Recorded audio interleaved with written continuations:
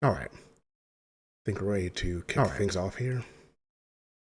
So, this month we are going to be talking about voice interactions and the Meta Voice SDK and Wit.ai and also the InWorld AI characters.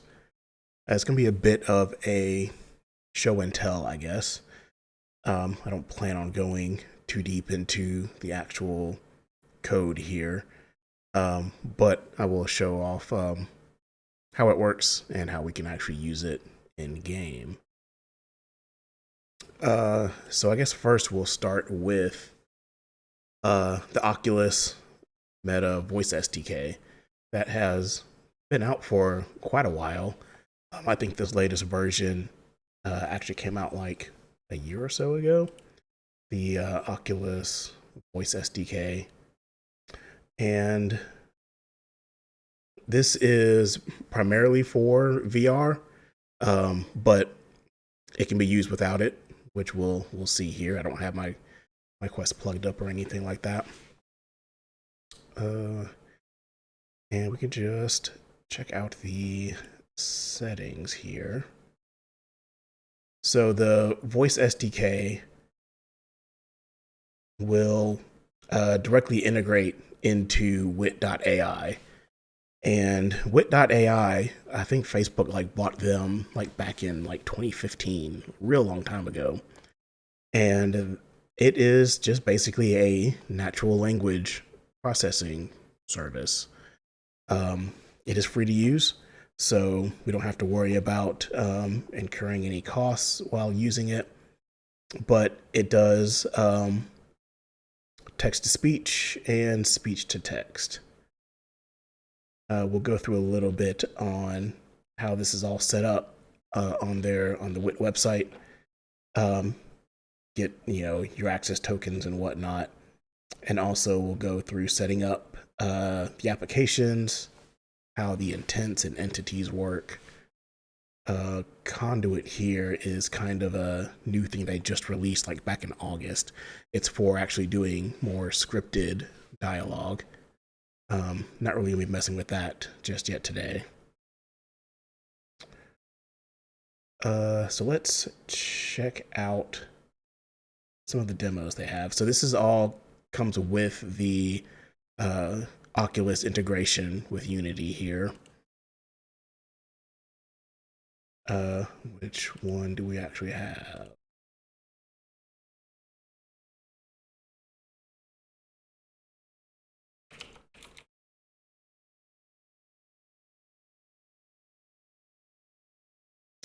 Version 46 is what I'm using today.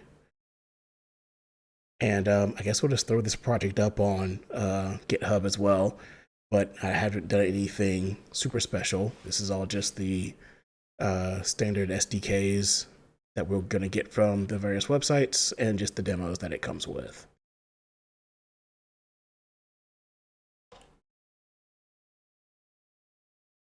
So in the voice folder for the Oculus, you'll have demo, and there's a few demo scenes here that we can open up real quick and show you how some of this works.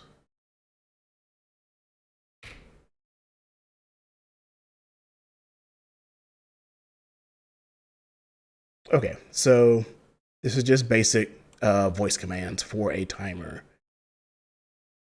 Actually, let's just look over on the Wit site.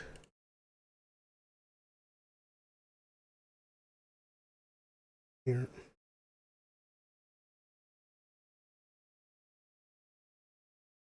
All right. So this is Wit.ai. You have different applications, which all have their various intents, and they're all trained differently to detect different intents, entities, and traits, and utterances, and whatnot. This one is Whisper. This is actually a full game that is up on GitHub. I'm not quite sure if this was Unity made or Oculus made, but this is one that I set up here for this tutorial. And after you log in, you have this is the understanding tab. Here is where you train your app. So when you want to type something in that you need it to recognize, this is where you would do that. And then once you start training it, you'll tell it what the intent is, the entities that it can pull out of it, and the different traits and whatnot, which we can look at now. So your intent is basically like the verbs, the commands that you want the AI to actually understand. So whatever it is that you want to tell it, like set a timer or change a color or pause a timer, that would be your intent. And the entities would be like the nouns, the objects that you pull out of what you actually said here. We can add an intent, and there's either a new custom one we can do or the built-in intents. So the built-in intents are just built-in actions that it will automatically recognize for you. And a lot of these that are built in are kind of like personal assistant kind of Siri commands that you would give an application. A lot of these are like playlist related. So like add a playlist, just like music, fast forward track, like loop, play, pause, that kind of thing. There's also stuff like checking the weather, setting an alarm clock, just all various things that you might want a digital assistant app to do for you. I don't know if it does like appointments. I guess there is like get time. But for this first demo here, it just has the timer intents, which I think already added it. So in here, we just have all of our timer related stuff. It does not have entities, at least custom entities are tied to it. But we can see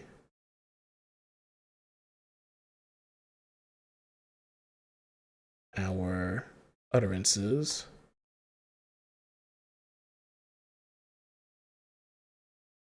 Here, so like if you say create a 5-minute timer, it will trigger this intent.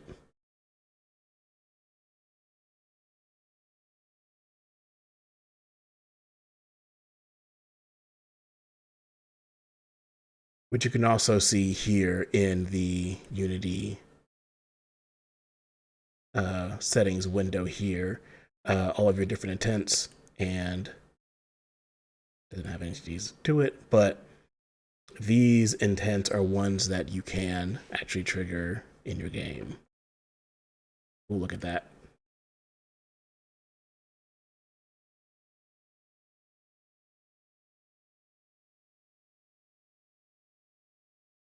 So to actually use this in an app, in a game, you will need this app voice experience script.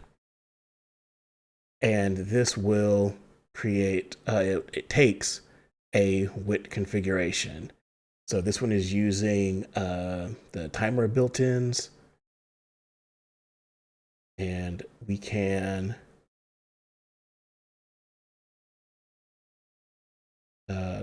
create our own. I guess it just auto generates.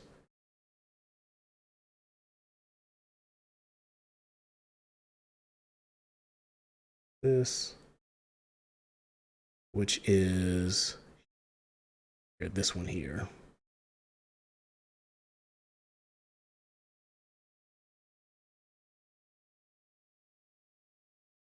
So this should work. Oh, it doesn't break everything. Let's find out. So we'll drop our configuration here. And this has the various like keep alive, sound activation, and how long it actually will stay alive, different volumes, so you don't accidentally trigger it, and whether it's always recording and stuff.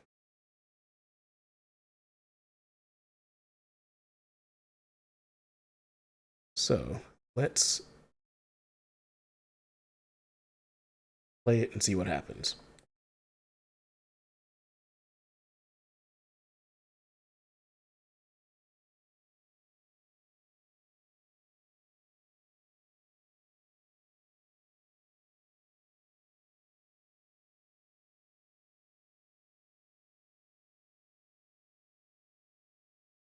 Okay, so like it says, this will only start recording when you hit the activate button. You can have it just kind of passively listening to you. You could, I think, just have like a wake up command, like a Siri or whatever. But the activate button is fine for this little demo. So I'm going to press this button and I want to say, set a timer for 30 seconds, and then it should do that. Set a timer for 30 seconds. Set a timer for 30 seconds.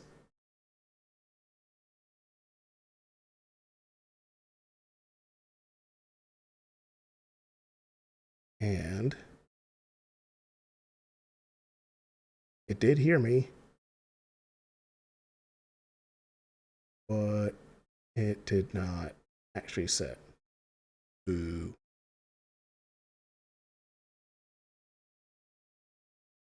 What we can also look at here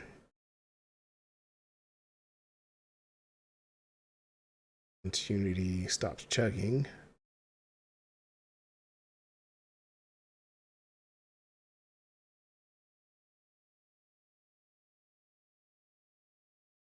there is an understanding window that will send out to Wit without actually sending audio.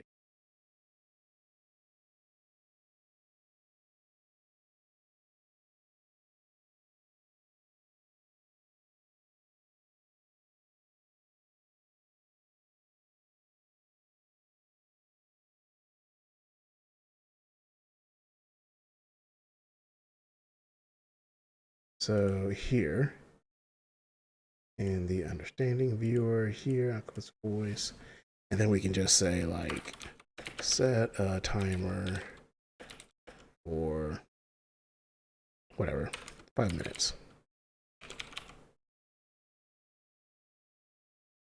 Send it, we get a response. And what we get is a create timer with 75%, 76% confidence rate. We don't have any entities or traits built in, but it did recognize what we sent and sent it back. And then what this will do is we have these response handlers set up to do various things here. So this is our create timer. When it recognizes this intent, it is a string, unfortunately. So, but when it recognizes this intent here with a certain threshold, that's 60%, it will do the things. And by default, your timer event has a duration and a value. So this would be a time, 5 or 30, And then the duration would be like minutes, hours, seconds. And then down here in the output, this is the actual event that gets fired off and the function that gets called. We can look at that real quick.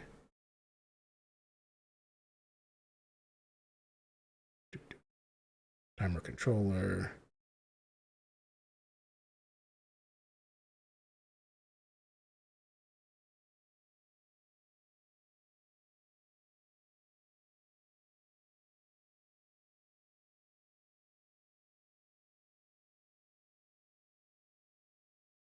Okay, so basically all this is going to do is on update, it just counts down.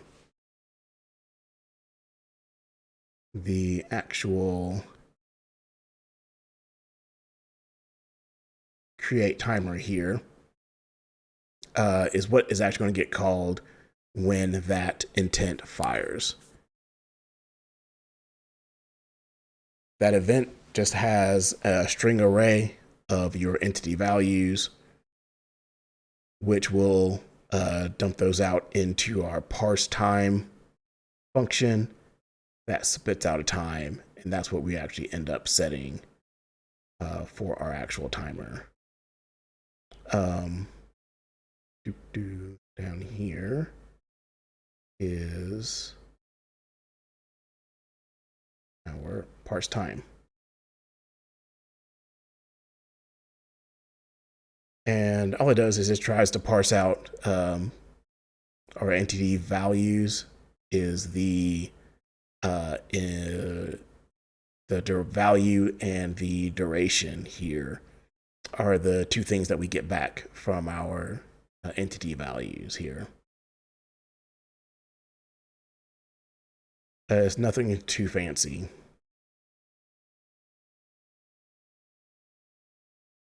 Yeah, and then it'll set that time to underscore time, which is up here.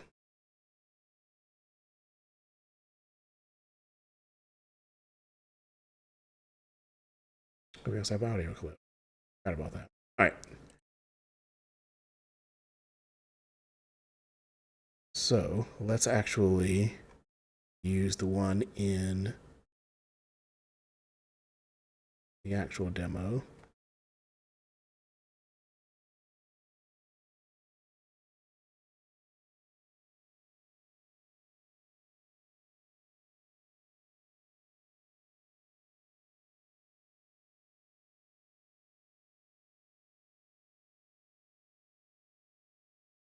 Timer built in there.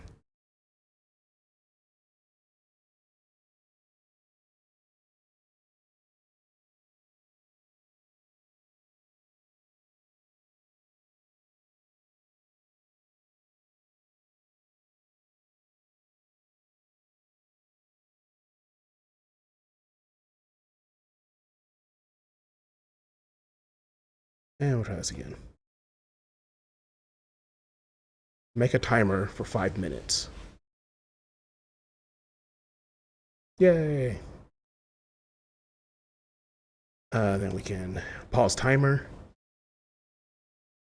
There we go.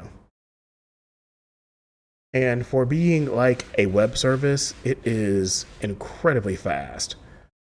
And what it's actually doing is it is streaming your audio like every like 0.1 seconds. It's streaming it over to Wit and to Facebook, and that's how it's able to, and it's constantly trying to parse what you're saying as you're saying it. And so by the time you get through talking, it's already done what you're knows what you're saying, and then it just returns that back to you. We'll see that again in the InWorld demo on like just how quickly this actually works, which is super impressive to me.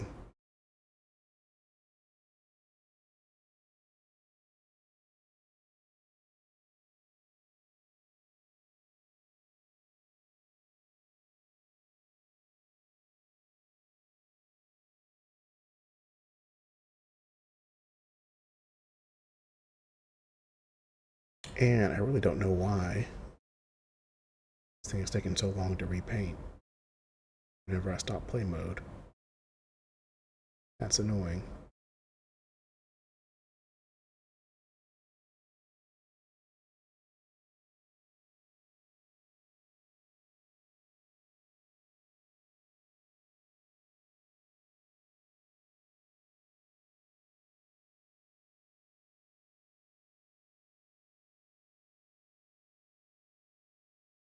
Okay.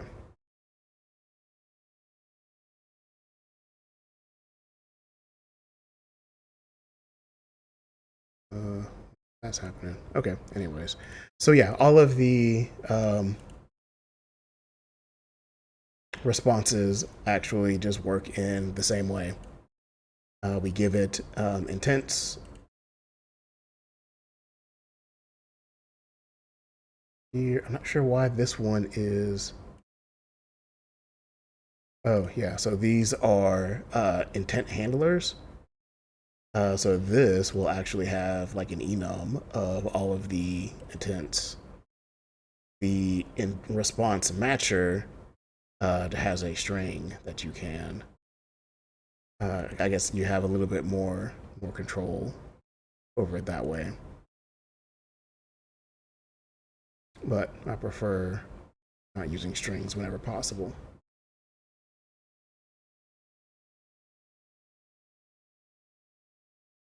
All right, and for our button, cool. So we've got the built-in demo. Let's check out, save that.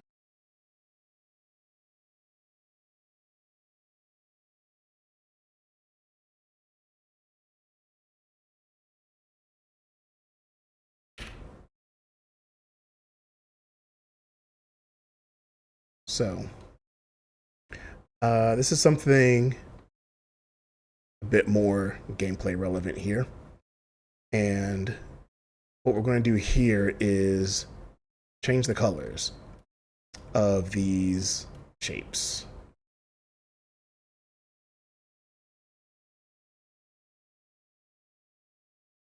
And for this, we're going to be using the change color intent.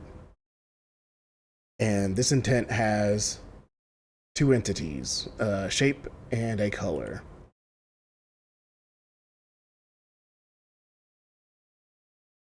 So for our colors, this is your entities have they have a role, and they also have a keyword.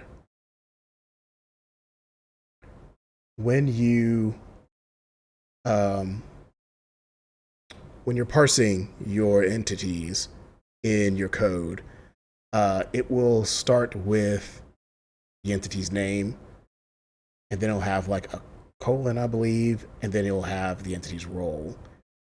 So you could technically have multiple roles per entity.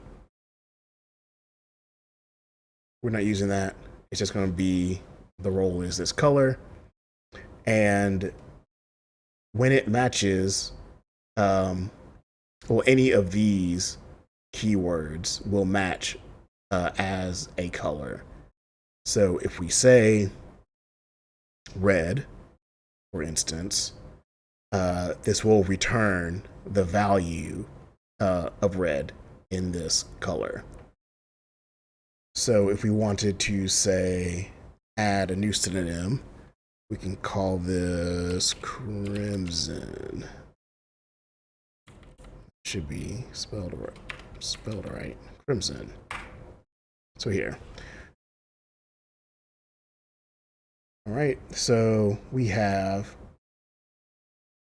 a new synonym here. We can train it. We can say make the cube.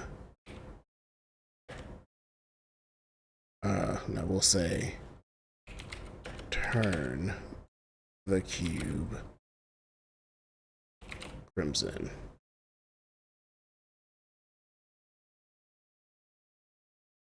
And this will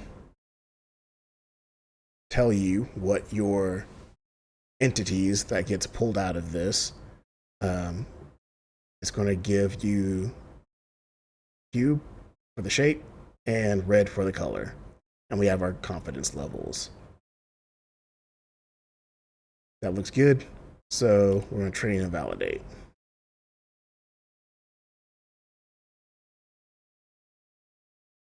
There we go.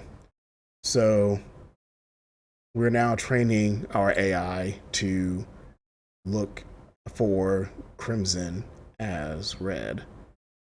Up here, you'll notice the little dot here next to our app name. It is yellow, meaning it's training. It will turn green once it's actually done training. But we can still use this.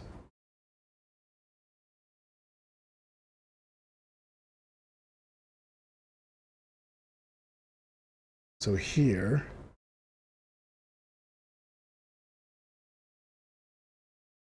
this should work, I believe. I haven't changed this. So this is our configuration that we made, which is the MGD tutorial.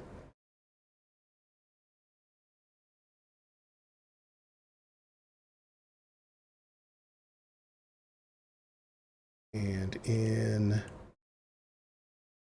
the shapes, yeah. So here, we don't have all of the interaction handlers and whatnot that the built-in version had. All we're doing here is doing this color changer script.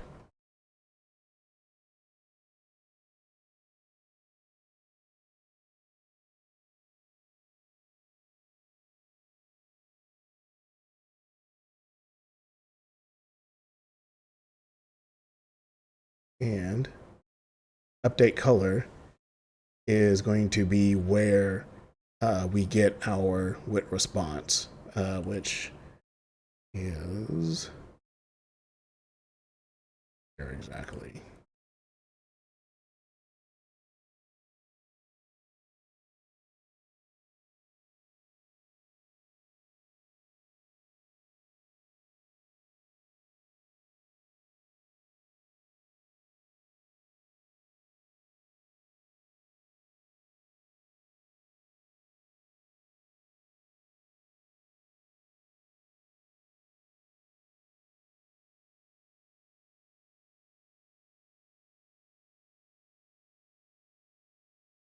I forgot where I actually put that.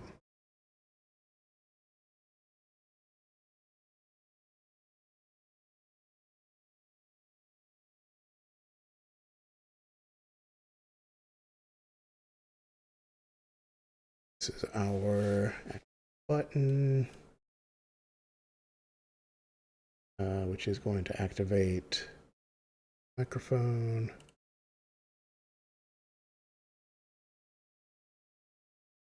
That's our transcription.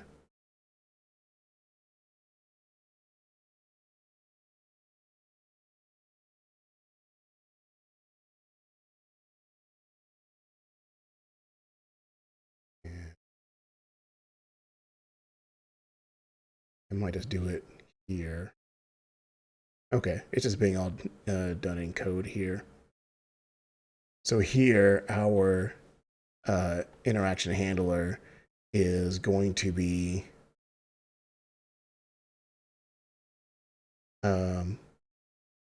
adding all of our listeners here on enable.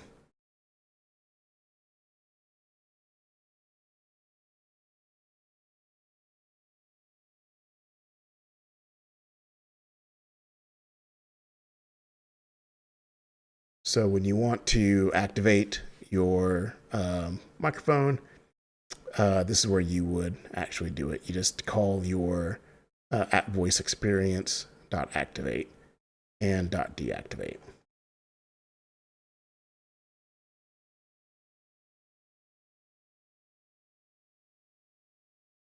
Request response.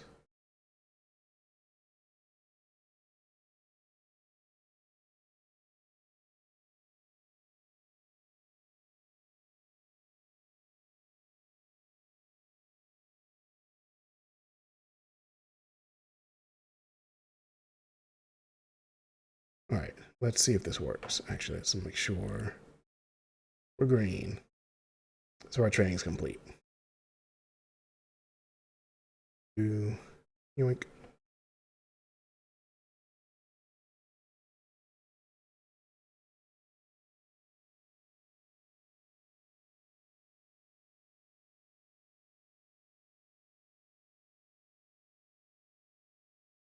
Okay.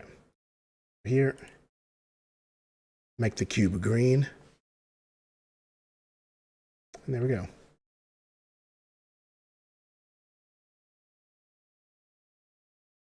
Turn the sphere crimson. So, when it actually doesn't hear a shape, it will actually turn all of the shapes that color. Make them green.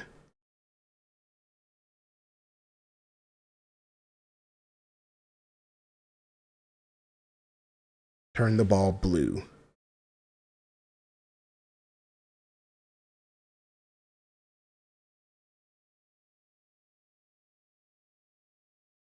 So on and so forth.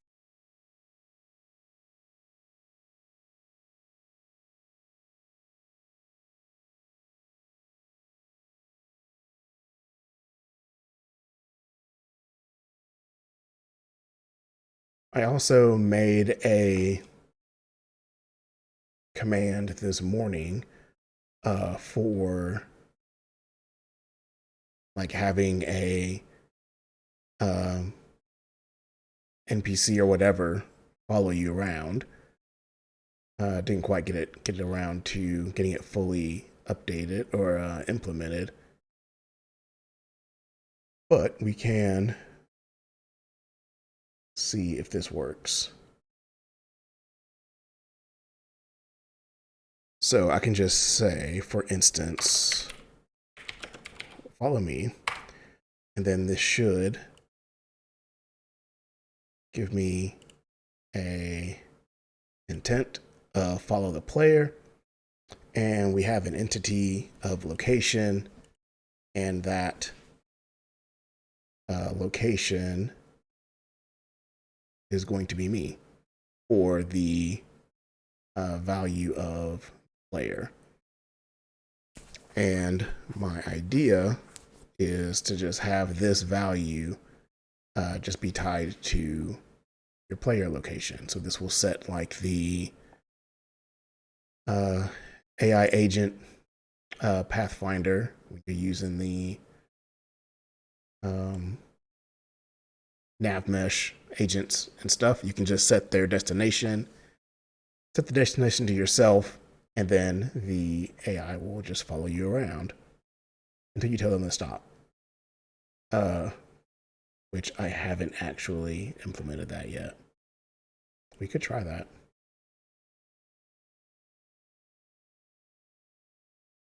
So what we would do is create a new intent. We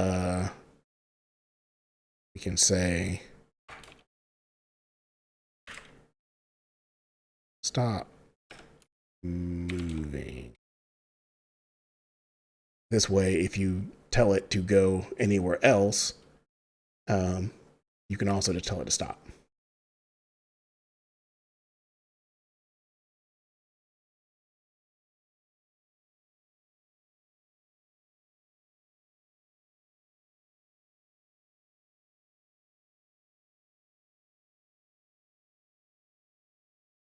Okay.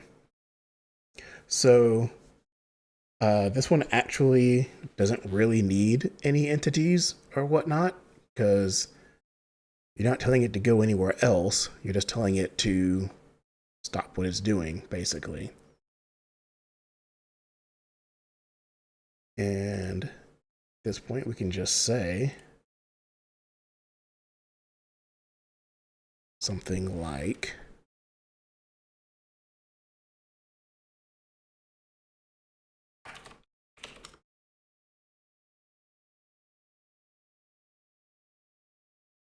I mean, we could just say stop and then give it the intent of stop moving. And that's it. Train it and go. We can also say,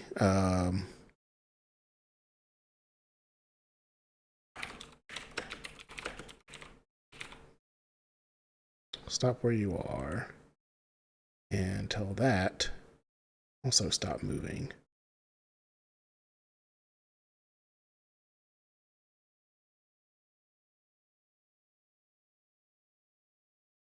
I don't know if there has to be a limit on how many utterances you can train your dude on, but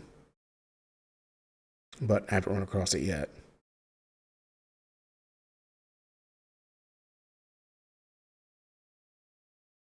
What else? Freeze.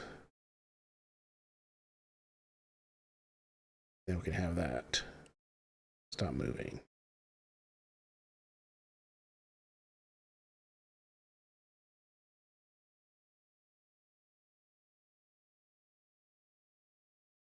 As well. So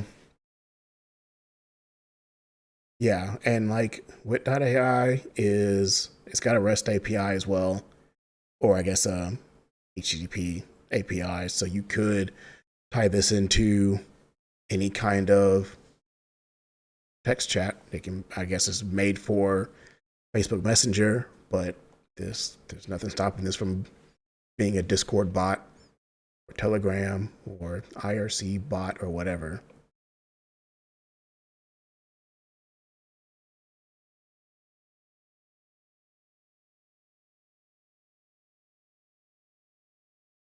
Okay.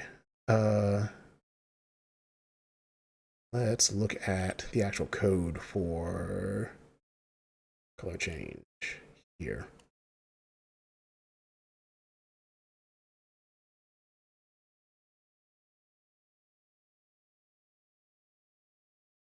So one of the events that you can use for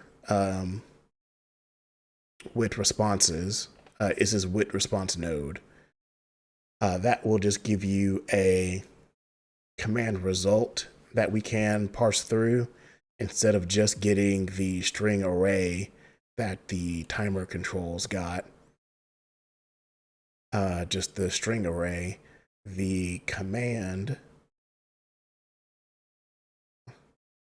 node response gets a entities. Well, you can actually search for which entities actually comes back. I think it's just straight JSON is what actually returns to you. And like I said before, this is the name of the entity and its role. So you could technically have more than one color role if you so choose. But this gives us our color and our shapes if you have actual entity values.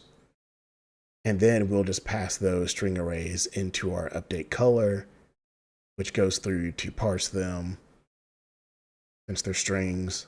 I think this color utility is built into Unity. So you can just parse the HTML string, which I think is just the standard string colors from HTML standard. And then it'll spit out a color for you, which is convenient. For the shapes, there is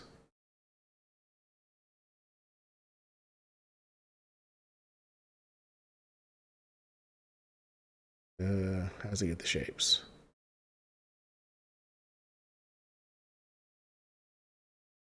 Oh no, that is just straight up by name. So at least in this project here, your names of your objects have to be the same as the names of your entities here. So these are the values that it comes back. That just matches up directly with the names of our shapes here.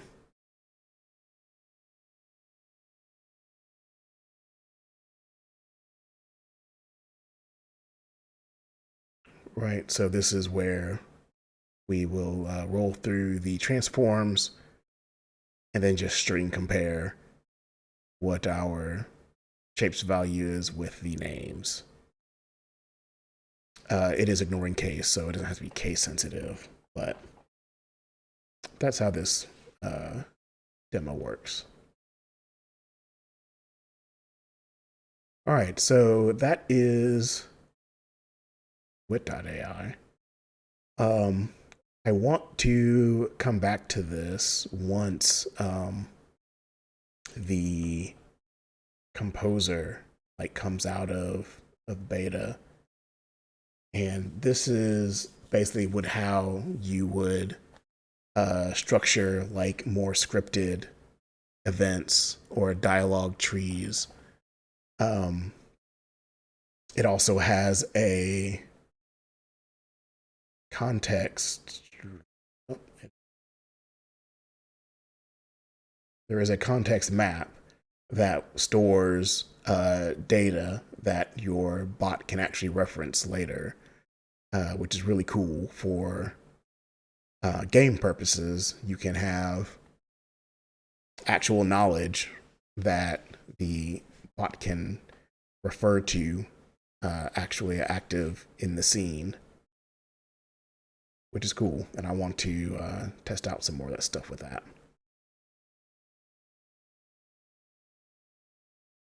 So